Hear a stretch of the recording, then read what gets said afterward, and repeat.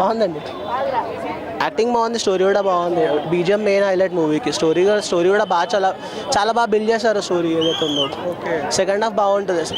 ఫ్యామిలీతో వెళ్ళి చూడాల్సిన మూవీ. నాకు తెలిసి అయితే సంక్రాంతి తిన్నారు బాగా బాగుందండి. బాబీ డియోల్కి అసలు ఇంతకుముందు వరకు మూవీస్ లేకుండా యానిమల్ నుండి హైలైట్ అయ్యారు కదా. మన తెలుగు మూవీలో కూడా ఇప్పుడు వస్తున్నారు, చాలా బాగా చేశారు బాబీ డియోల్. సాంగ్స్ కూడా బాగున్నాయి. సినిమాలో మేజర్ ఫైట్ సీక్వెన్స్ ఏదని చెప్పొచ్చు. మేజర్ ఫైట్ సీక్వెన్స్ అని అంటే మనకి ప్రీ ఇంటర్వెల్ ఫైట్ సీన్ ఒకటి ఉంటుంది, అదొకటి.